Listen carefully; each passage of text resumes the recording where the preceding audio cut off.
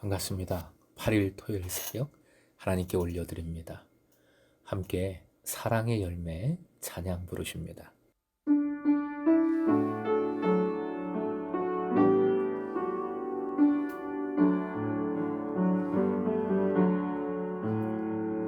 주님의 사랑이 당신을 통해 온 세상 가운데 전해지기를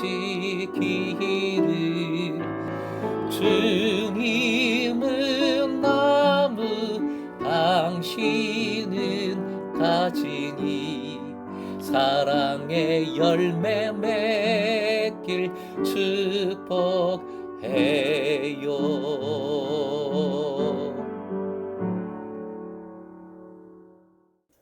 오늘 말씀은 마태복음 7장 15절부터 20절, 15절에서 20절까지입니다. 함께 읽겠습니다. 거짓 선지자들을 삼가라. 양의 옷을 입고 너희에게 나아오나 속에는 노략질하는 일이라. 그들의 열매로 그들을 알지니 가시나무에서 포도를 또는 엉겅퀴에서 무화과를 따겠느냐? 이와 같이 좋은 나무마다 아름다운 열매를 맺고 못된 나무가 나쁜 열매를 맺나니 좋은 나무가 나쁜 열매를 맺을 수 없고 못된 나무가 아름다운 열매를 맺을 수 없느니라. 아름다운 열매를 맺지 아니하는 나무마다 찍혀 불에 던져지느니라. 이러므로 그들의 열매로 그들을 알리라. 오늘의 기도 제목, 말씀과 사랑의 열매를 풍성히 맺게 하소서. 말씀과 사랑의 열매를 풍성히 맺게 하소서. 15절, 거짓 선지자들을 삼가라 명하십니다. 먼저 삼간다는 것은 주의하라, 경계하라 라는 의미입니다. 거짓 선지자를 판별하는 일은 결코 쉽지 않습니다. 그러므로 매우 조심스럽게 주의해야 합니다. 바울은 영을 분별하라 명했습니다. 거짓 선지자들의 가장 명백한 특징은 그들이 진리와는 동떨어진 삶을 살아가면서도 진리를 수호하고 선포하는 척하는 자들이라는 것입니다. 양의 옷을 입는 것이지요. 양의 옷을 입기에 거짓 선지자들의 말이나 겉으로 드러나는 능력으로는 참 모습을, 그 본질을 알 수 없습니다. 양의 옷이란 여러 가지 모습으로 나타납니다. 정말 혹할 만한 모습이 됩니다.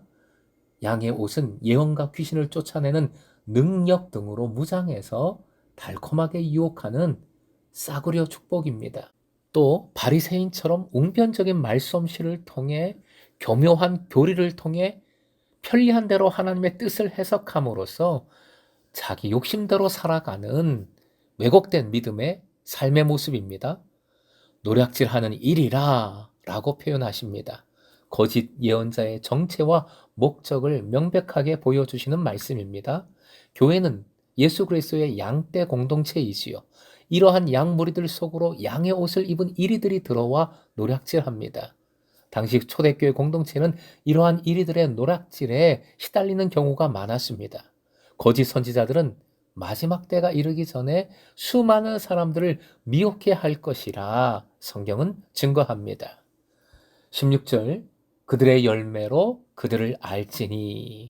거짓 예언자들을 분별해내는 기준입니다. 그들의 행위를 기준으로 해서 분별하라는 말씀입니다. 가시나무와 엉겅퀴의 비유를 들어 이 기준을 구체적으로 설명해 주십니다. 가시나무, 엉겅퀴는 팔레스틴에서 뽑아버려야 할 잡초에 속하지요.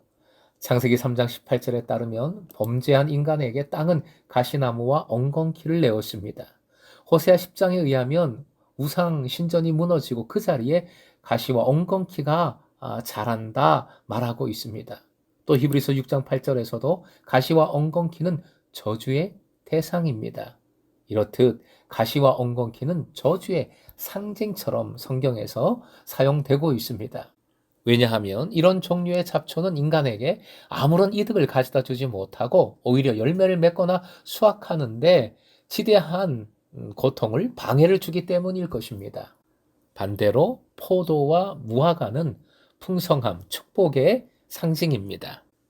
17절부터 18절, 한 사람의 행위는 그의 인간됨의 본질에 따라서 그 질이 결정됩니다.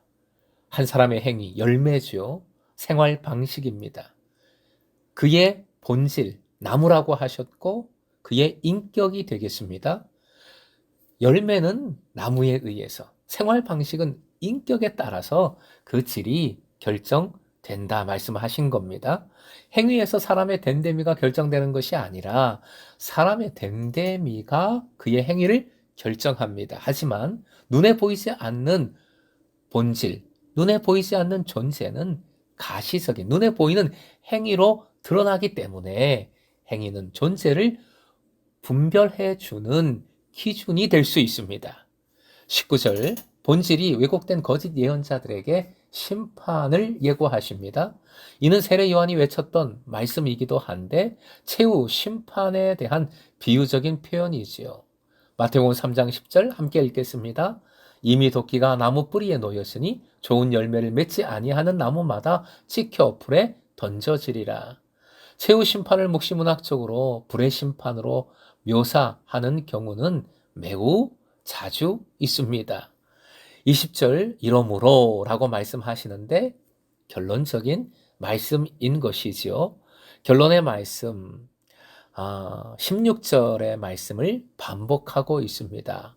열매를 통해서 거짓 예언자를 분별할 수 있다. 분별하라 말씀하시고 계십니다. 사랑하는 금성의 제자 여러분, 열매를 통하여 나무가 바꿔지지는 않습니다. 즉 행위를 통하여 본질을 바꾸라 말씀하신 것이 아닙니다. 그런데 열매를 통하여 그 나무가 어떤 나무인지 알 수 있다 말씀하십니다. 즉 행위를 통해 본질이 어떤지를 분별할 수 있다 하신 것이지요. 그러므로 제자는 근본적으로 좋은 나무입니다. 뿌리가 하늘에 닿아 있기 때문입니다. 예수께서 죄악의 뿌리를 영생의 뿌리로 바꾸어 주셨기 때문입니다. 그러기에 제자는, 그 나무는 본질적으로 아름다운 열매를 맺습니다. 나쁜 열매를 맺는 나무는 아무리 자기 자신을 좋은 나무라 우겨도 나쁜 나무이지요. 양의 옷을 입은 이리입니다. 주의할 것은 본문이 이단자 판별이나 처단을 위한 객관적인 기준을 제시하려는 것이 의도가 아니라는 사실입니다. 예수님 말씀의 의도, 초점은 제자들의 행동입니다. 제자들입니다. 열매는 남을 정죄하는 판단의 척도가 아니라 자기 행동의 척도입니다. 즉 예수께서는 너는 진짜 제자인가? 제자라고 입술로만 나불거리고 있지는 않는가? 아니면 삶에서 제자로서의 행동이 진짜 나타나고 있는가? 묻고 계시는 것이지요. 사랑하는 금성의 제자 여러분, 예수 그리스도로 좋은 나무, 생명의 나무가 된 것을 믿고 감사하십시다. 그리고 짜지 않은 소금이 없고 빛을 내지 않는 등불이 없는 것처럼 아름다운 열매를 맺지 않는 좋은 나무는 없습니다.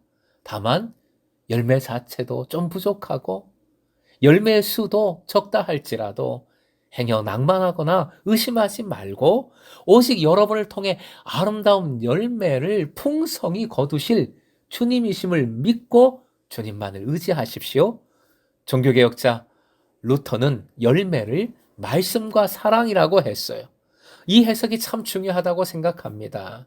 우리가 무슨 대단한 열매를 맺겠습니까? 하지만 일상적인 삶 속에서의 작은 열매지만 그런데 그게 진짜 대단한 열매지요. 바로 말씀의 삶, 말씀을 순종하는 삶, 말씀대로 살아가는 삶, 그리고 주님 사랑하며 나를 사랑해 주신 그 사랑 안에서 다른 이를 사랑하는 것, 부족하지만 사랑하고자 힘쓰는 것, 그게 진짜 열매이고 대단한 열매입니다. 오늘도 사랑과 말씀의 열매를 풍성히 맺어가는 금성의 제자 되시길 주님의 이름으로 축원드립니다.